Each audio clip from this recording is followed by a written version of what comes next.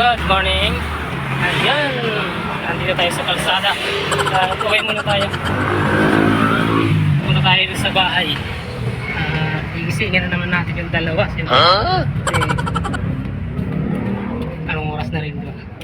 Kung hindi man, punta lang tayo doon. Bisitahin na natin sila guys. Uwi muna tayo. Sana all. Kasi mag-upload ako ng video. A few moments later. Ayan guys, ayun na uwi na tayo dito sa bahay. Huh? Ay, tulog yung dalawa. Bigyan mo muna. Ano? Sana all. Kaya isa. Tulog na tulog pa sila. At yun guys, after this video guys, ganoon pa rin kasi nga hindi ako nakapag-gym kahapon, no? At baka mamaya mag-gym na kami, no? Yung aming legs, no? Napakita ko sa inyo ang legs namin mamaya, no? Dito yung siya makikita sa screen. Yan. Ano sila makikita mamaya, so guys. So yeah guys, update ko kayo sa ating pag-gym, kung paano namin gawin ang aming legs, paano kayo mag-program ang aming legs, kung ilang set na siya, kung ilang reps na siya. May update ko kayo. 2,000 years later. Ito na guys, isasabi sa inyo na papakita ko sa inyo ang aming pag-gym. Nandito siya sa gilid pa rin. Yan. Unang-una ginawa namin dyan is squat, no? Nag-squat kami. Ano lang naman ginawa namin dyan? First set. Yung pinaka ko dyan, pinakuhanan ko ng video ay pinaka-last lang, no? Kasi masyado mahaba na. Kaya, pinaka-last na. Mga 9 to 10 reps lang tayo dyan, no guys? Meron tayo dyan 150 pounds lang. Kailangan lang kasi magaan lang talaga, no?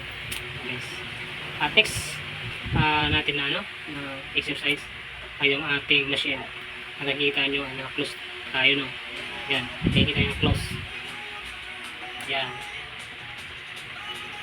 Pero lang din tayo dyan 200 pounds. 12 to 10 reps lang ako dyan. Kasi yung machine guys, hindi ko talaga makikita. Magaan lang siya. No? Kaysa sa squat. Yung squat kasi guys, delikado rin yung kasi pag wala kayong spotter, kailangan magaan lang. Tandaan nyo lang guys, ang ating bubuhatin, dapat magaan lang para hindi ng injury na guys. Next natin na exercise guys ay yung ating legs extension, no? At yan. Ganun pa rin guys, mga pinakalas na ating mga kinukuha na ng video, no? Last na exercise at meron lang tayo dyan 150 pounds, no? Yung kaya lang din talaga natin ang magaan lang.